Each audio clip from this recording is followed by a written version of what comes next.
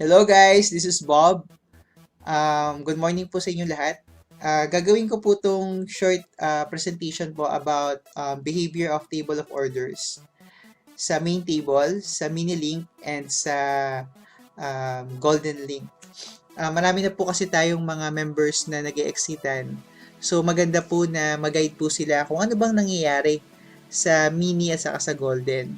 At the same time, yung mga bago po sa main table of order na nasa level 1, yung mga nakapunta sa level 2, level 3, at saka level 4, ano po yung mga roles nila? Okay? Ano yung mga responsibilities or accountabilities na kailangan nating maging aware? Okay? So, napakasimple po ng ating roadmap. Ayan po. So, lahat tayo dapat manggaling sa main table of order. Tapos, baba tayo sa mini link, then golden link. So, bakit kailangan natin magdaan sa main table of order? Kasi, unang-una, dyan tayo nag-start eh. At the same time, dito po, meron tayong 7% na leadership program. Kapag po ang isa nyo na account ay naka-exit at yung inyong dalawa ay naka-exit din at yung dalawa ng dalawa nyo ay naka-exit din, pasok na tayo sa 7%. So, ito po yung pinaka-goal natin dito sa main table of order. Okay? So, ako po, yung dalawa ng dalawa ko, hindi pa naka-exit lahat. So, dun po ako focus kasi po, dun po ako makakwalify sa leadership program. At the same time, meron din silang incentives or incentive na binibigay na gold watch. So, gusto ko rin po maging qualified doon. Okay? So, konting review lang po, no? Pagpasok po natin sa main table of order, for example, sa level 1, dapat itong for example, si Marconi, ang ginamit na sponsor ID dapat niya is kay Circle 1. Si Circle 1 naman, ang ginamit na sponsor ID ay si Wilbert. Si Wilbert, dapat ang ginamit niya sponsor ID ay si Huwata. So, kung sino po yung katapat sa baba, yun po dapat ang gagamitin na sponsor ID. So, make sure na i-implement natin ito para hindi po masayang ang kitaan natin sa leadership program at lahat tayo kikita. Ito ay parang tulong na lang din sa grupo, sa team, sa lahat ng members. Okay, so yun po ang pinaka number 1 rule natin. So, ano ba yung behavior ng main table of orders? Okay? Ano ba yung mga kailangan nating malaman dito? So tayo, nung nag-start tayo sa level 1. Sa level 1, hindi pa tayo pwedeng mag-invite dyan. Sa level 1, dapat dito, nag-gather pa lang tayo ng mga prospects na ating imi-meet. Tayo ay mga nagpo-post tayo ng mga advertisement. At the same time, nagte-training tayo. Mas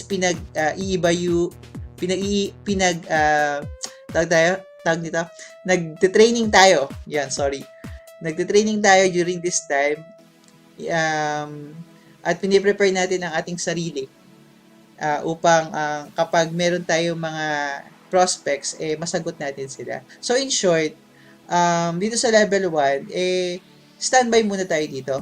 Okay? Ang pinaka-goal natin is makababa. Alright? So, dito sa level 1, hindi pa namin sinasama sa group chat yung mga tao. Ngayon, kapag sila ay napuno at bumaba, halimbawa, itong si level 2, okay? Si Circle 1, si Yen, si Arman, at saka si Circle 5, ito ay i-include na namin sa group chat. Nina Wilbert, Maricel, at saka Huwata. Itong grupo na to ay mag-uusap. Kasi itong level 1 na to, mabablanko ulit to eh. So mag-uusap-usap sila kung pagdating sa updates, pagdating sa kung ano yung nangyayari. At sila ay magtutulungan upang mapuno ulit itong level 1. Kasi pag napuno yan, bababa na naman sila, mahati ulit. Ngayon, bubuo na naman tayo ng panibagong group chat.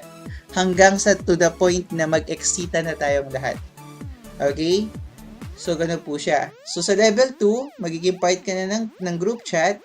Level 3, ikaw ay assistant team leader na, kumbaga, ng table of order.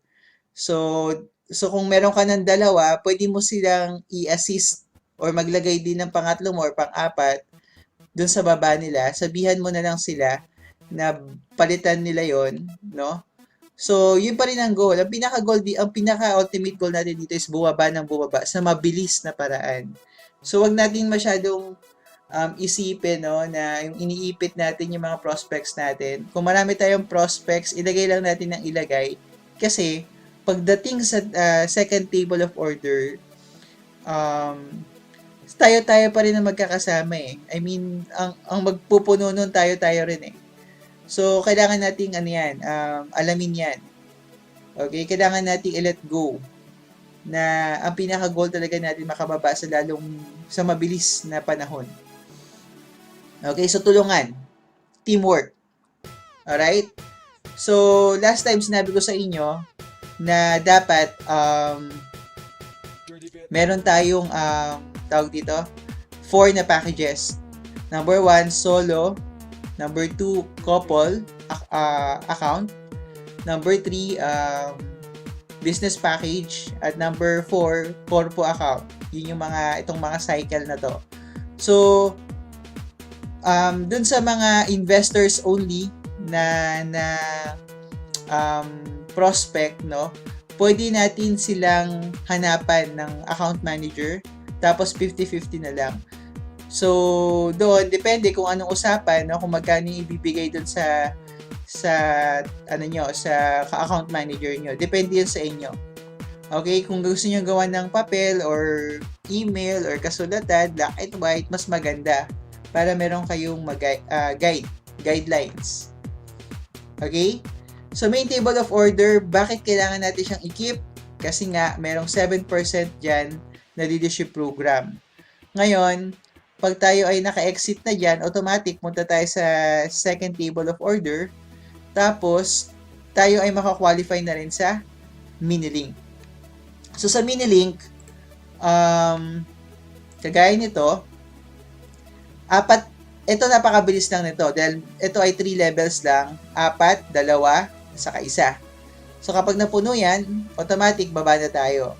So dito sa mini-link, ang kikitain natin dito ay nasa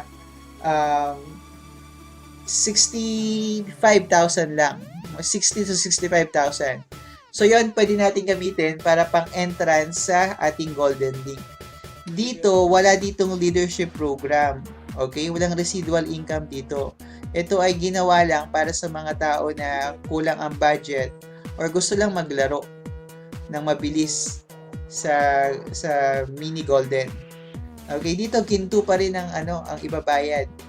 So, ang entry dito ay nasa 24,000, no? Kapag tayo ay naka-exit, nasa 60,000 yan. Okay, so yung 60,000 to 65,000, pwede nating magamit yon pang entrance, pang entry sa Golden Link. Okay? So, lahat ng mga nag-exit sa main table, pupunta dito sa mini-link. At ang reason ba tayo pupunta mini-link, para hindi tayo mahirapan sa 60,000 na pang-entrance sa Golden Link. So, mabilis lang yan. Ayun. So, sa Golden Link, dito, medyo komplikado. Bakit? Kasi dito, pwedeng pasukan ng mga ibang lahi, mga ibang grupo. Dito kasi, pag wala kang dalawang direct, balik-taya lang. Ibabalik sa'yo kung magkano yung in-invest mo.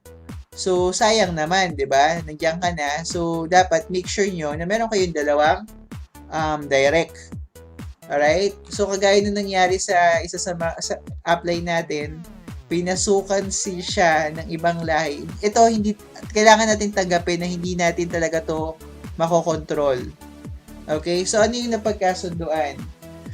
Sa grupo natin, hindi natin mafa-follow yung strict rules na kung ano yung structure sa main table, yun din ang structure dito.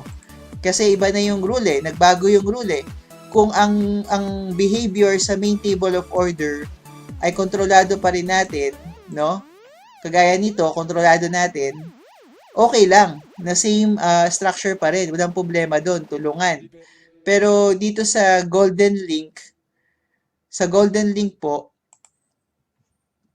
dito pinapasukan ng mga ibang tao. So kailangan dito ay magawa ng paraan agad or kailangan madesisyonan agad ng mabilis. Bakit? Kasi kung hindi, bababa ka sa table nang wala kang incentive, wala kang rewards. So ngayon, napagdesisyonan na pag-exit natin sa mini-link, tayo po ay pupunta sa golden link at dito po, first come, first serve. Kung sino yung mga wala pang account sa main table, number 1 rule, wala po tayong account sa main table, pwede po tayong kumuha ng mga investors na ready na gusto na mag-invest dito sa golden link. Okay? So, dito po, kapag ang kasunod nyo ay hindi pa nakaka-exit at i-delay pa niya ang pagpunta dito sa golden link, wag na tayong mahawa sa gusto niya mangyari sa investment niya. Kung meron po kayong pang-invest dito sa golden link, i-invest niyo na. So napakasimple ng rule, no? Dapat ang pinaka-focus pa rin natin is yung main table. Bakit? Kasi diyan may residual income eh. At the same time, dito may mga tao tayo na nailagay. So ang goal lang naman dito is maka-exit ka, yung dalawa mo, at saka yung dalawa ng dalawa mo. So, kami, yung mga na-invite namin dito sa main table of order, syempre, i-assist pa rin namin hanggang sa sila ay maka-exit. Ang grupo natin, no, kaming mga team leaders, or ako, or si PV, hindi kami habang buhay na mag-a-assist sa ating group. Dadating ang time na ito ay ipapasa namin sa mga ibang leaders na alam namin na kaya na nilang fokusan or kaya na nilang mag-lead. Okay? So dito, kaya kami nagkakandak ng events, kaya kami nagde-develop ng website, kaya kami nag-automate ng ating training and everything. Dahil ito ang pinaka-contribution namin sa grupo natin. Alright? Kaya kami nag-initiate ng circle, ng corpo, kahit na wala naman kaming, kami ay clients lang din, kagaya nyo, kagaya ng mga investor dito, no? Kahit na sa totoong buhay, parang unfair na kami lahat yung tumatrabaho, pero okay lang yun sa amin dahil nag-i-enjoy din naman kami. At the same time, yun nga yung pinaka-objective namin makapag-contribute at makapag-assist sa mga new members. Okay? So, fair enough na rin kasi marami rin kami natututunan Marami rin kaming mga naiisip na mga gandang paraan para mas mapatatag pa yung team. So, nagbe-benefit din talaga kami na malaki. Alright? So, ngayon, kailangan matuto tayo ng mabilis, no? Maging aware tayo kung ano yung pinakamagandang paraan upang mas mapabilis natin ang sistema ng ating grupo. So, right now, yung po talagang reality, no? Kailangan po nating tanggapin na itong golden link ay hindi po natin kontrolado. At kami naman po mga mag-i-invest dito sa golden link. Syempre, nandito kami para kumita ng pera. So, gagawa po namin ng paraan para talagang mapabilis din yung in-invest namin dito. So, hindi pa rin po masisira yung pinaka-structure. I-inform po natin lahat ng mga tao sa main table na gustong mag-invest dito sa golden link. Alright? So, last na lang po, ang ating structure ay parang structure ng mundo.